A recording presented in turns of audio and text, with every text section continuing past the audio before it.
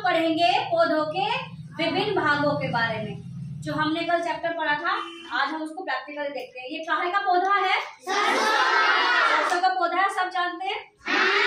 इस सरसों के पौधे को हमने क्या क्या उखाड़ लिया। ये क्या है? इसकी जड़ कहाँ है?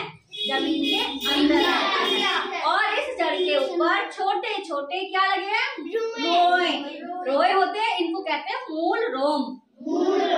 ये क्या करती है? जड़ पौधे को के अंदर जमाने का काम करती है। ये जो जड़ है, ये वाली जड़ है, क्या करती है?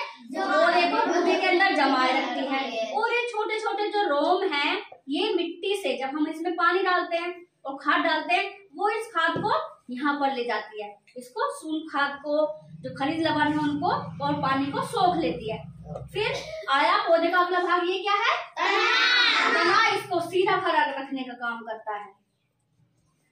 और इस तने से क्या निकल रही है? शाखाएं। इन्हीं शाखाओं से पत्तियां निकलती हैं। और पत्तियां क्या काम करती हैं? खाना बनाना। वेरी गुड, खाना बनाने का काम करती हैं। इसलिए इनको रसोई घर भी कहते हैं। इसके अंदर ही प्रकाश संश्लेषण की क्रिया होती है। जैसे कि मैंने तुम्हें कल बताया था, प्रकाश संश्लेषण की क्रिया कहाँ होती है? पत्तियों में। इसके पीछे की तरफ छोटे छोटे छिद्र होते हैं, उनको स्टोमेटा कहते हैं। उनमें क्या होता है? प्रकाश संश्लेषण की क्रिया होती है। फिर आ जाओ पौधे के तीसरे भाग पे, पत्तियों पर। पत्तियां तो हमने बोली। चौथे भाग पे आ जाओ फूलों पे। ये क्या है? हमारे फूल। सरसों का फूल है ये। इसमें 4 रंगीन पत्तियां होती हैं। ये मैं अगले वाले स्टेप में बताऊंगी तुम्हें इनको क्या कहते हैं। तो ये फूल बन गए हमारे। जब ये फूल पक जाते हैं तो क्या बनेगा? फल बन जाएगा। क्या बन जाएगा? फल बन जाएगा। जो सरसों के दाने निकलते हैं वो यहीं से निकलते हैं। ठीक है, समझ में आ रही है? ये फूल हमारा, अगर हम इसको फूल को तोड़ लेंगे तो क्या ये फल बन पाएगा? नहीं बनेगा। ये फूल पकते जाते हैं, इसमें ये हम पौधे का पौधे इकट्ठे करते रहते हैं और ये बन जाती है हमारी फलियां। फली कहते हैं ना, फलियां मतलब फ्रूट, यानी कि इसका फल। और जब पक जाती है तो हम इसको निकाल लेंगे और इसका क्या बना लेते हैं? तेल। तो पौधे का मुख्य भाग क्या हो गया? जड़ हो गई, जो भूमि के अंदर रहती है, और ये हिस्सा भूमि के ऊपर रहता है। पत्तियां हो गई, इसका फूल हो गया, फूलों से क्या बन गया? बीज बन गया। ये समझ में, ये याद रहेगा तुमको सरसों के बारे में। और वैसे ही आप यहाँ पर ये चित्र बना के समझ लेंगे और ये सब आप सब लोग उतार लें। ठीक है? ये क्या है? हमारा एक फूल। एक फूल है। फूल के हमने जब भाग पढ़े हैं तो फूल के भाग में सबसे पहले क्या आया? बाह्य दल।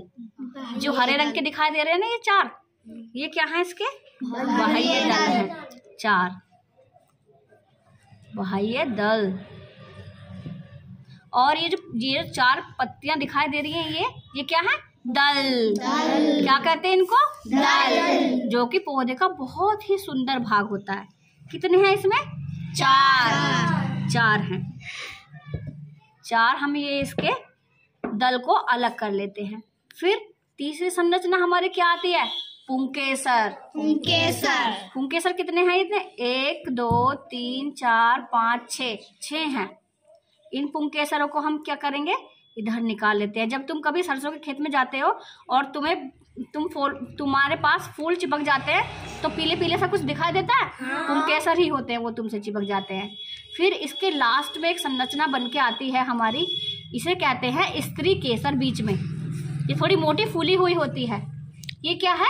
स्त्री केसर। स्त्री केसर से ही, स्त्री केसर जब बड़ी होती है, पौधा बढ़ता जाता है, फूल पक जाता है, तो क्या बन जाएगी? ये फली बन जाती है। इस स्त्री केसर से ही इस फली का निर्माण होता है, जिसको हम फल कहते हैं। ठीक है, समझ गए?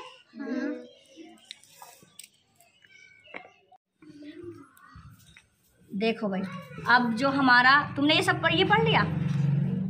इस फूल से किसका निर्माण हुआ? फल का। किसका निर्माण हुआ? फल का। ये जो सरसों की फली है, ये क्या है? हमारा सरसों का फल है। तो इसको एक बार और देख लेते हैं। ये हमारे बाह्य दल, ये रंग बिरंगा हिस्सा होता है, ये होते हैं दल। इसके अंदर होते हैं पुंकेसर। पुंकेसर के बीच में एक फूली हुई संरचना दिखाई देती है जिसको कहते हैं स्त्री केसर। और स्त्री केसर से ही किसका निर्माण होता है? फल का। इससे ही ये फल बनता है जिसके अंदर बहुत सारे बीज निकलते हैं, सरसों के दाने। तो अब आप सब मुझे एक एक करके ये चीज बताएंगे, ठीक है? चलो भाई।